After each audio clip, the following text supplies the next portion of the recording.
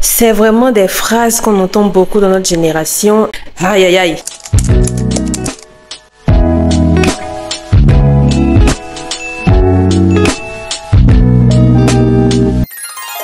Salut. Pour tous ceux qui sont nouveaux sur la chaîne, je m'appelle Licia.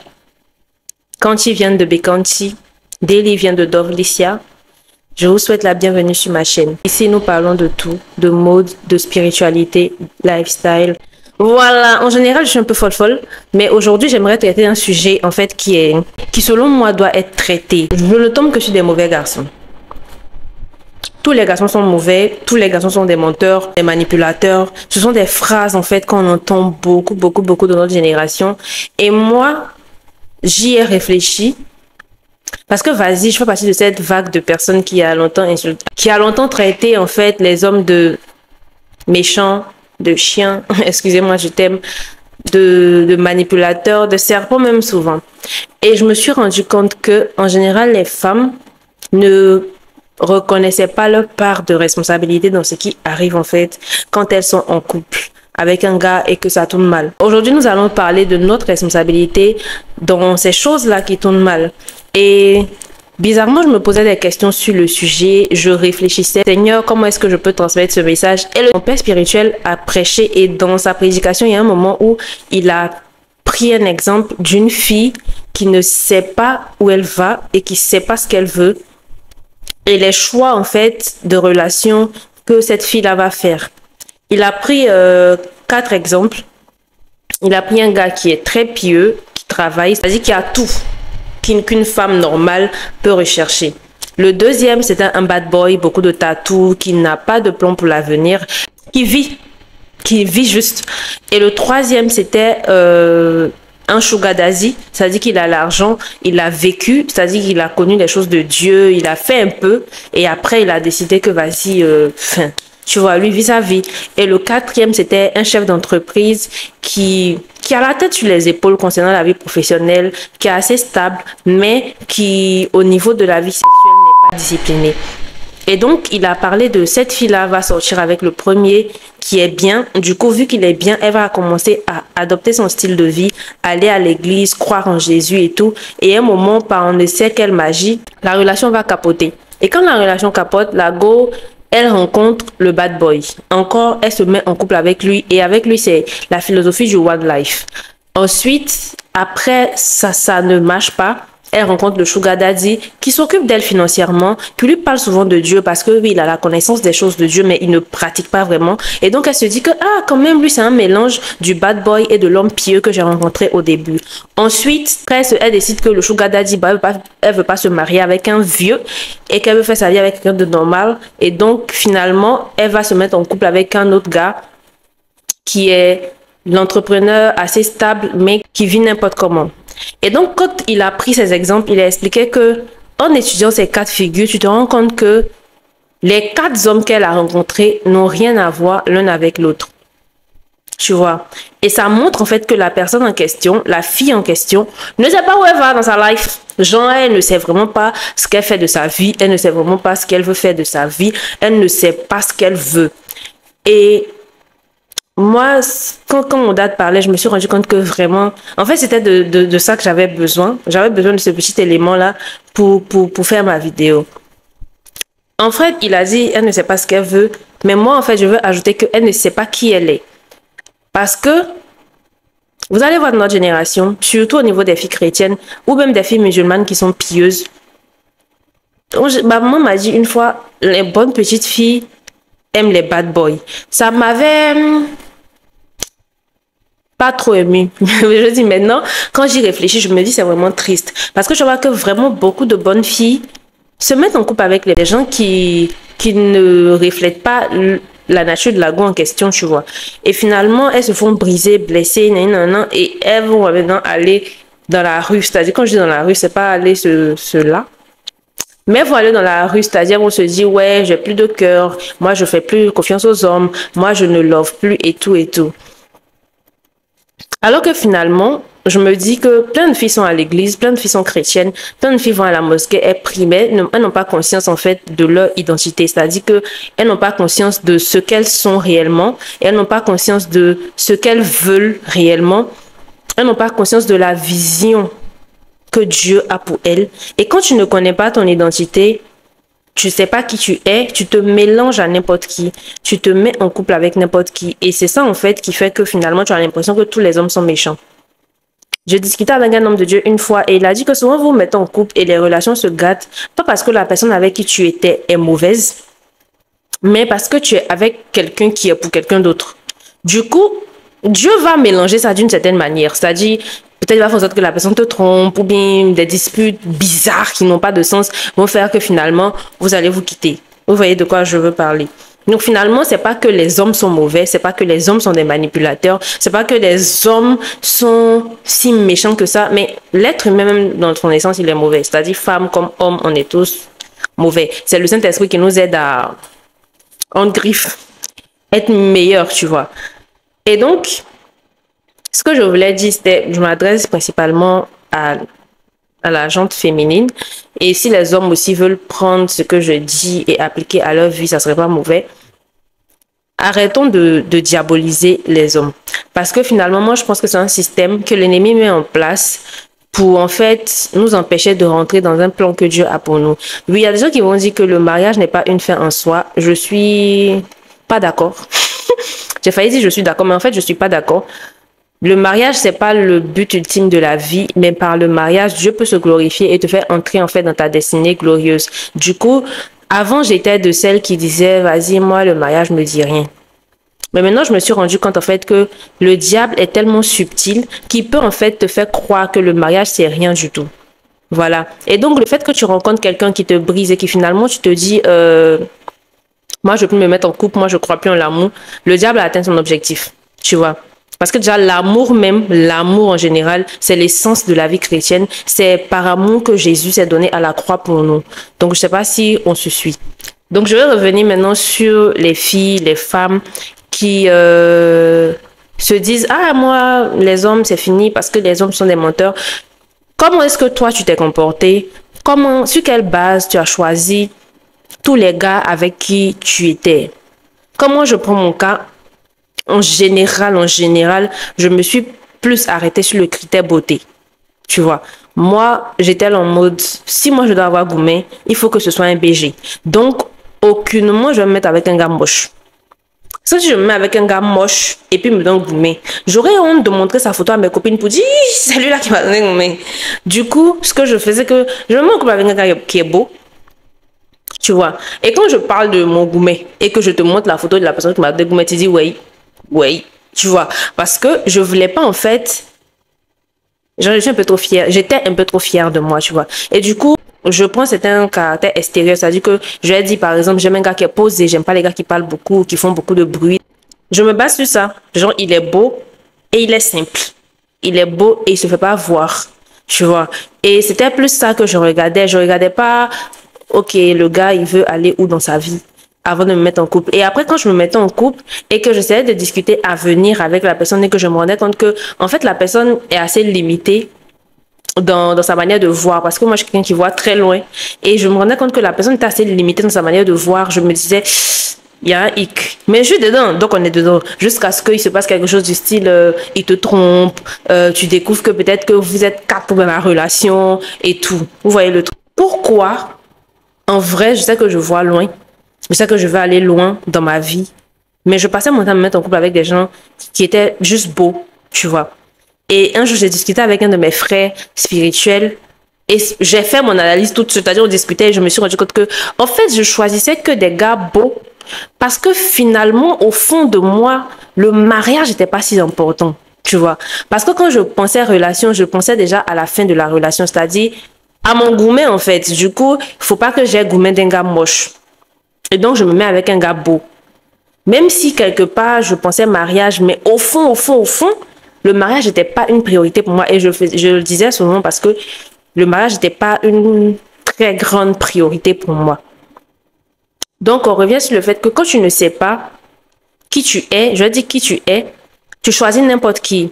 Et moi, je me suis rendu compte que sur mon chemin, moi, j'ai fréquenté un bad boy, j'ai fréquenté quelqu'un qui n'avait pas de vision de l'avenir, j'ai fréquenté un Janju.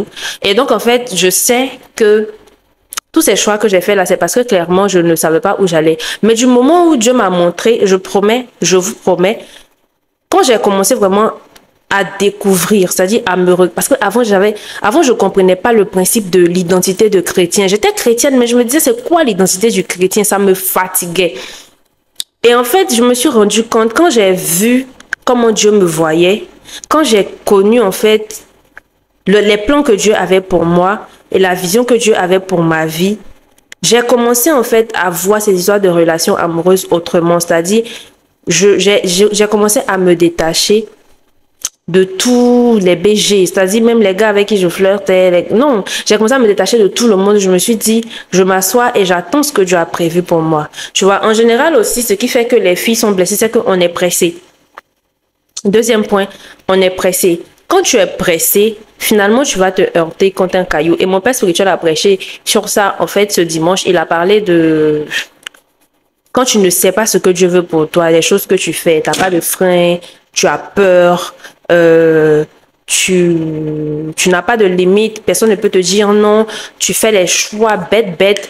Et en fait, finalement, tu n'as pas de frein. C'est ça, en fait. Tu vas heurter un mur et puis finalement, c'est fini pour toi. Vous voyez. Et aujourd'hui, c'est pour ça que je suis venue pour qu'on en parle. Les filles, moi, je m'adresse aux filles chrétiennes. Je dis toujours quand je fais mon message, je m'adresse principalement aux filles chrétiennes. Et aussi, si toi, ça peut t'arranger, tu prends. Les filles, la Bible nous dit ne réveillez pas l'amour avant qu'il le veuille. Si tu es pressé, tu vas réveiller l'amour avant son temps. Et quand tu réveilles l'amour avant son temps, tu te blesses. Quand tu réveilles l'amour avant son temps, tu ne jouis pas vraiment des fruits de l'amour. Quand tu réveilles l'amour avant son temps, tu te mets avec la mauvaise personne. La mauvaise personne pour toi n'est pas forcément une mauvaise personne en général. C'est juste, elle n'est pas bonne pour toi. Tu vois. Et quand tu comprends ça, finalement, tu arrêtes d'en vouloir à tes ex qui t'ont trompé ou qui t'ont fait du mal. Parce que Dieu doit mettre un système en place pour te séparer d'eux. Il doit forcément faire quelque chose pour te séparer d'eux. Et donc, c'est ça. Ça dit qu'il voit que, bon, là, tu es en train de partir quelque part qui n'est pas bien. Il t'enlève le gars. Il sait que si, par exemple, moi, je vais raconter une story time prochainement. Mais il sait que si, par exemple, tu quittes le gars juste simplement comme ça, si le gars revient te faire les yeux doux, tu vas te remettre avec lui. Donc, il va créer une situation qui va faire que finalement, tu n'auras plus envie de te remettre avec le gars parce que ce gars-là n'est pas bon pour toi. Voilà. Et moi, je me dis, si on dissocie, mon père spirituel a tendance à dire de dissocier, par exemple, l'action de la personne. C'est-à-dire, une personne qui a volé ton argent une fois. Si tu te dis c'est un voleur, tu auras du mal à lui pardonner. Mais si tu te dis qu'il a juste volé, c'est-à-dire c'est une erreur qu'il a eu à commettre, tu vas facilement pardonner, tu vois. Et c'est pareil. Quand un gars te blesse, un gars te fait du mal, essaie d'analyser aussi, tu vois. Tu te dis, il a fait une erreur. Toi aussi, tu l'as blessé quelque part. Toi aussi, tu as eu à faire des choses qui l'ont blessé. Mais comme à la fin, c'est pour lui qui est resté, c'est à lui que tu en veux. Le troisième point, non, je reviens sur qui tu es. Quand j'expliquais à une amie la dernière fois que quand tu te vois comme Dieu te voit, tu fais les choix qui sont bons pour toi. Parce que si Dieu dit que tu es une princesse, à moins que ce soit dans les films nigérians, une princesse ne va pas aller se marier avec le gars qui est en train de cultiver des ignames au champ. Une princesse va se marier avec un prince d'un royaume qui est équivalent au sien, tu vois.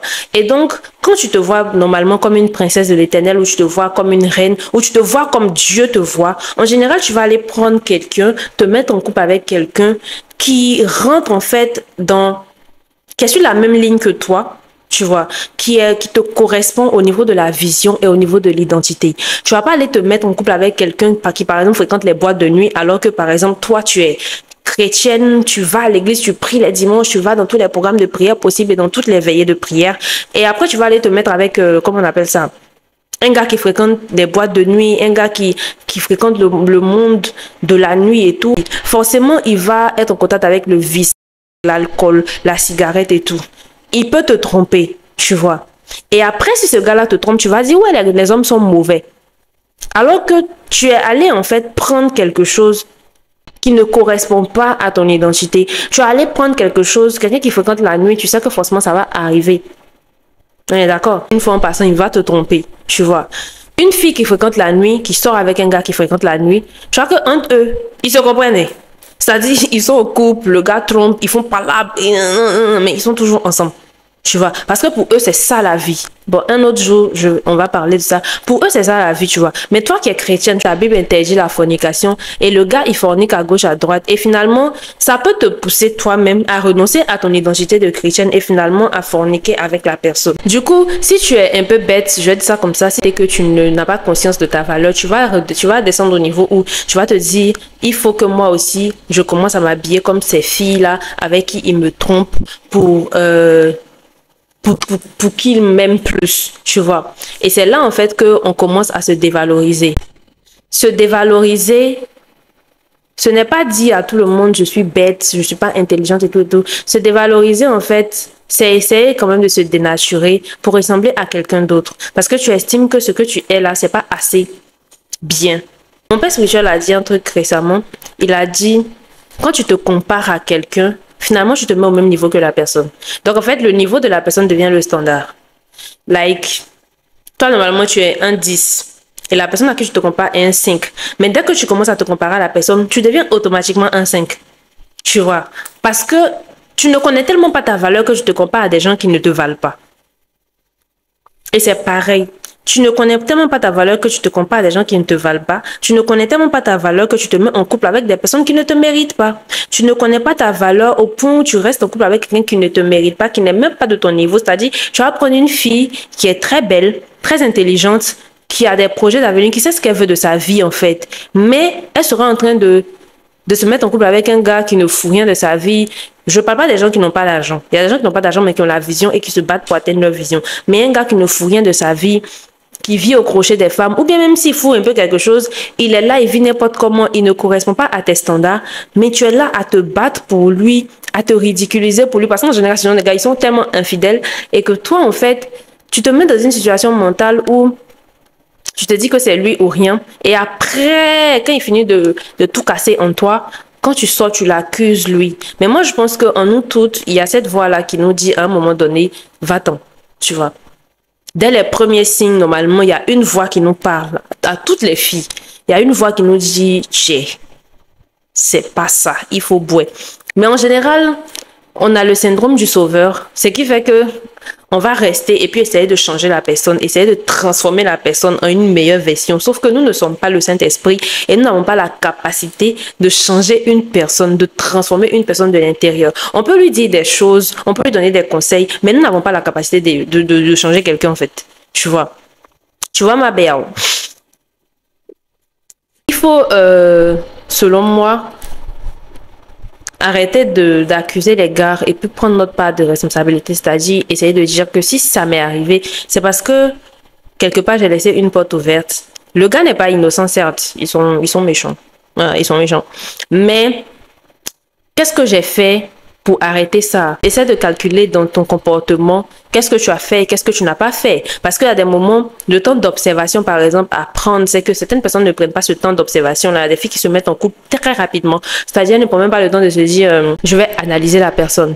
Ou bien je vais... En fait, si je veux parler de tous les points qui sont dans ma tête, la vidéo va pas finir. Parce que mon père spirituel explique beaucoup les étapes qui mènent à une relation amoureuse. Et je vais mettre le lien de son compte Instagram, enfin, la page de mon père spirituel pour que vous alliez regarder quand même les enseignements qu'il fait sur les relations amoureuses. Regardez dans la partie Reels, on regarde là-bas les lives qu'il a fait sur les relations amoureuses, vous allez comprendre beaucoup de choses. Et donc, c'était un peu ça que je voulais dire aux filles. Arrêtons, aux filles. Souvent, on a notre part de responsabilité. Et demandons à Dieu de nous révéler en fait notre vraie nature, ce qu'il attend de nous, où il nous voit, comment il nous voit, pour qu'en fait nous puissions faire des choix qui correspondent à ce que Dieu veut faire avec nous. Tu choisis la mauvaise personne, tu rates ta destinée. C'est un peu tout. On se prend la prochaine fois pour un autre Let's Be Real. Peut-être qu'on va continuer sur le même sujet ou aborder un autre thème, mais en tout cas, d'ici là, stay blessed.